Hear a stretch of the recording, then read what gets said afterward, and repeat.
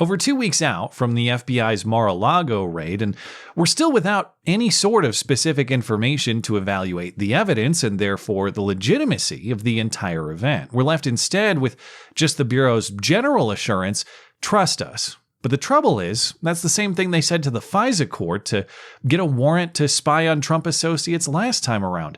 "Trust us." That's the same thing they had their honeypot say to the newly convicted Whitmer kidnap plotter who they couldn't get the first time around, but apparently second time's the charm, while buttering him up with complimentary FBI hotel, weed, and yes, female company. "Trust us." And of course, it's the same thing they said at Ruby Ridge. "Hey, come on out, Randy. We just want to talk. Trust us," before they played target practice with his wife and infant daughter. The point is, trust is earned. It's not given, and it's certainly not given despite an ongoing track record to the contrary. So yeah, while a lack of information in an open investigation is generally understandable, at some point it's not understandable to award trust by default to a bureau that's making a habit of aggressive investigatory moves that we're supposed to believe just so happen to be politically charged in both their targets and their timing. Under those circumstances, I will distrust by default, and they can prove that distrust invalid with any sort of demonstration otherwise. And it's not just the FBI's motives that are untrustworthy, it's also the tactics and the competence, or at least what would appear to be an issue of competence, but may in fact be intentional design, all in the context of the biggest investigation the FBI has ever conducted, January 6th. Of course, there's no lack of competence in rounding up the January 6th offenders in general. Almost 900 people have been charged. Almost 400 of them have pleaded guilty. There have been 8 trials resulting in more convictions, and more trials are still to come. And yet, out of those hundreds of cases and hundreds more still under investigation, there is one name that's missing from all of the articles and the press releases and the courtrooms, not because the name itself is forgotten, but because it was never known at all, and not because the crime is any less significant than all of those trespassing grandmas who have since faced justice. In fact, it was the most significant crime of that day. Because remember, for all of the focus on the bear spray and the flagpoles and the Viking horns, the most dangerous weaponry of January 6th was 2 alleged pipe bombs planted outside of both the Republican and Democratic Party headquarters, just a few blocks away from the Capitol. The perpetrator was captured on several angles of surveillance footage. To date, that perpetrator is still entirely unknown to the FBI, but for the pair of Nikes he was wearing while planting these bombs. And that lack of information is, frankly, bizarre. The most wanted criminal target of the biggest FBI investigation ever has evaded that investigation for more than a year and a half now, when every other foot that so much as stepped in the wrong place that day has since been identified and prosecuted, except for this pair of feet that actually walked around the neighborhood planting bombs. On that, there are exactly 0 leads, despite both the fact that much of it is on video and the fact that this all took place around 8 at night in a dense urban center, but apparently no witnesses saw anything useful. And without new information from law enforcement for months, journalistic interest in this mystery has faded too. Itself a curiosity, given there's no lack of a media appetite for broadcasting shame and accountability for January 6th offenders otherwise, with the exception of a few smaller publications still digging. Just last week, a new report was released from Revolver, an independent publication with, at least for my money, a great track record of curiosity and skepticism about several FBI or federal law enforcement narratives in the past. Revolver was one of the first to deconstruct the bogus Brian Sicknick story that he was hit with a fire extinguisher or otherwise murdered by the January 6th mob. Revolver also had early and consistently critical coverage of the supposed Whitmer kidnapping plot that later fell apart for federal prosecutors in court, resulting in acquittals and mistrials, only half of which were successfully retried this week. This time, Revolver has done an excellent job assembling everything we know about this January 6th pipe bomber story, explaining how the official account makes no sense given the available evidence and requires you to accept several coincidences to the contrary. The official story from law enforcement and investigators is that these pipe bombs were planted as a strategy to divert police attention away from the Capitol at the time of the breach on January 6th. Here's the chief of the Capitol Police at the time explaining to a Senate panel. We were dealing with 2 pipe bombs that were specifically, set right off the edge of our perimeter to what I suspect, draw resources away. I think there was a significant coordination with this attack. But the trouble is, the facts of the bombs themselves don't align with this diversion theory, both in how they were constructed and how they were discovered. These pipe bombs were built with common kitchen timers to trigger detonation, almost certainly the 1-hour variety, based on the one poor quality photo we do have available. How there isn't a better quality image is itself another curiosity. But it's not just based on that image anyway, it's also based on a report from the National Explosives Task Force.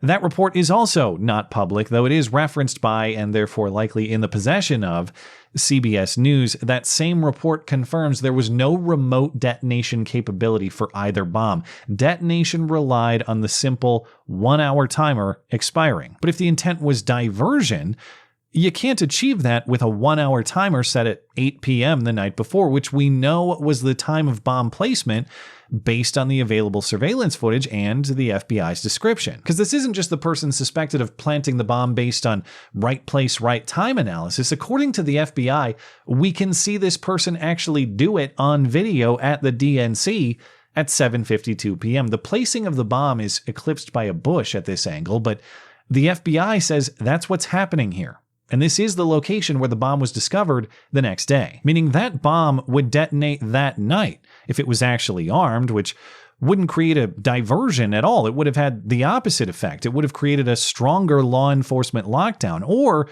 the bomber would have had to return the next day to arm the bomb in broad daylight, but he didn't do that. And yet, the diversion still happened. It's not just how these bombs were built, it's also how they were discovered with perfect timing to create that diversion anyway, despite the fact that these bombs were not properly built to do that. Recall the vote certification in Congress was set for 1 p.m. that day, and through apparent pure coincidence, the first pipe bomb at the RNC was discovered at about 12:40, right in the nick of time, just by a random Good Samaritan.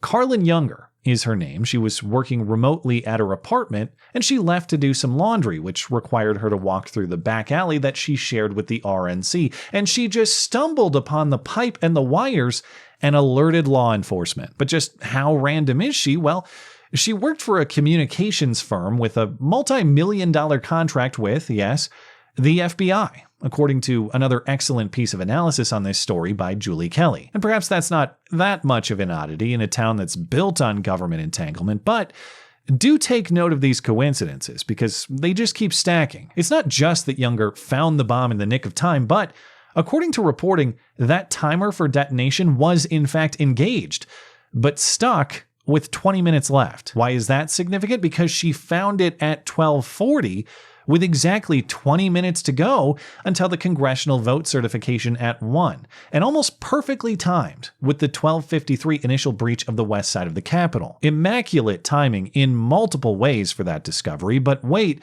there's more, because of course that's only one of two. The discovery of the first bomb at the RNC at 12:40 prompted the discovery of the second bomb at the DNC at 1:07, and that too relied on incredible coincidences beyond just the timing. For one, the DNC bomb was much less hidden than the RNC bomb. The RNC bomb was in a back alley, out of sight from most of the traffic in the city that day. Not the case for the DNC bomb, which was in all but plain sight, right outside the door of a major party headquarters, next to a bench where people likely sat on a busy day in the city, hardly obscured at all and openly visible to street traffic, party staff, and of course, security personnel patrolling the building that day. And yet, for hours, it went totally undiscovered until exactly when it needed to be. That's awfully odd on a day when suspicion and alertness should have been heightened, not relaxed. But even if you think that maybe all the excitement of certifying a vote for a new president was so distracting that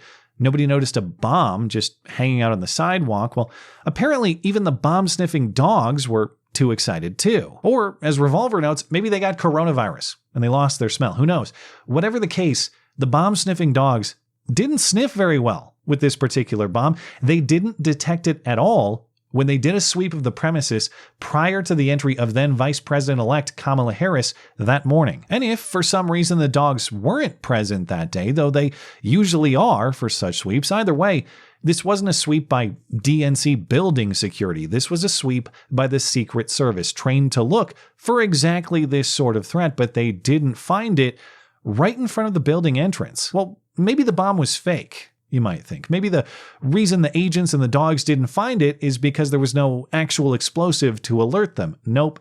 The ATF confirms the bombs were live. They contained viable explosive material. So these bombs were a diversion, we're told, but they weren't built to divert. Instead, they relied on the perfectly timed discovery of a random person to save the day. That is an implausible plot, and yet it worked flawlessly. That's a huge coincidence to accept, but just in case you haven't had your coincidental fill, there are still more. This exact event was predicted by a Homeland Security official in D.C.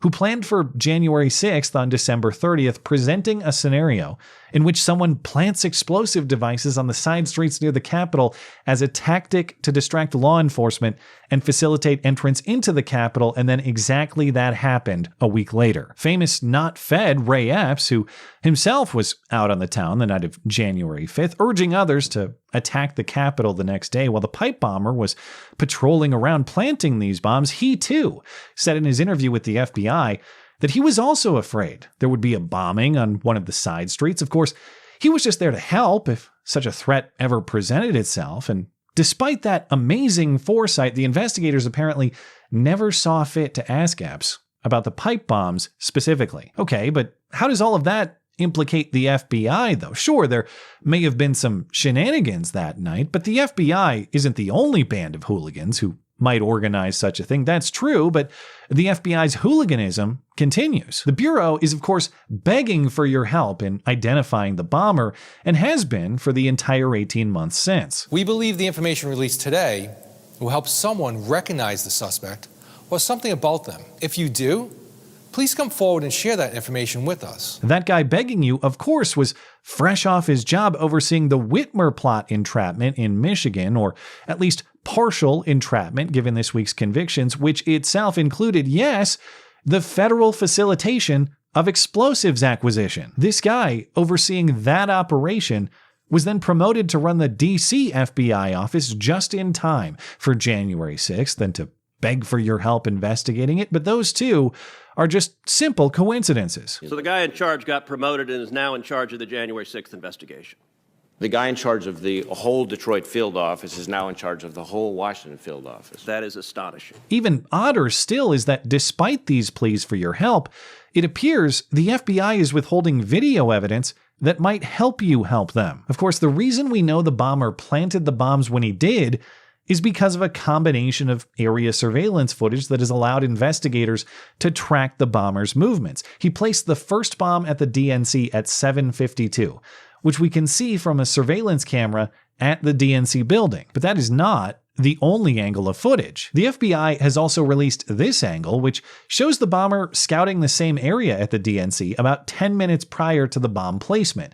He hangs out, he checks his phone, but he leaves and comes back to plant the bomb minutes later. Yet the FBI only gives us this angle of the actual bomb planting. Again, at this angle, the planting itself is obscured by a bush. Yet we know, based on the available footage, that there is a second camera angle at the DNC that shows a much clearer frontal view of the bomb placement site. The FBI has released footage from that angle just minutes prior to the bomb placement, but not footage at this angle of the bomb placement itself. So unless that camera got mysteriously Epsteined at the time of bomb placement, the FBI has that angle of footage, a much clearer angle of footage, but they've decided not to release it publicly. They have additional evidence. They need your help in cracking the case, but they won't show you all of the evidence. Why not? Why does the FBI even need your help so badly anyway? I get it, tips are useful. I'm not saying it's suspicious to ask for them, but the idea that there are no leads in this case is just beyond belief. They have video, that much we know. It's hard to believe there are no witnesses of use, even harder to believe there's no useful evidence otherwise. Not a hair, not a fingerprint, not a shred of biological evidence at all. And perhaps we question just how useful those things would be even if we did have them, but as Revolver notes, the FBI needed just one fingerprint to identify and arrest Cesar Sayoc, the MAGA bomber, in 2018, just a tiny piece of evidence goes a long way, and yet in this case, there is none. Of the many unignorable coincidences in this story, the apparent lack of evidence, in combination with the FBI provably sitting on evidence all while insisting they need your help to figure it out, is the greatest of all. Does that prove that it's all some big FBI op? No, not conclusively,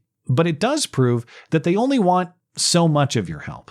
And they only want you to have so much information. And there may be several possible explanations for why that might be, but I wouldn't bet that the discovery of the truth is the correct one. Thanks as always for listening and for supporting this channel. Always appreciate that thoughtful discussion down below, and especially over on Gab. That is at ML Christiansen. You're always welcome to coming out and chat in my live streams. Those are linked down in the description. Looking forward to it. Come on.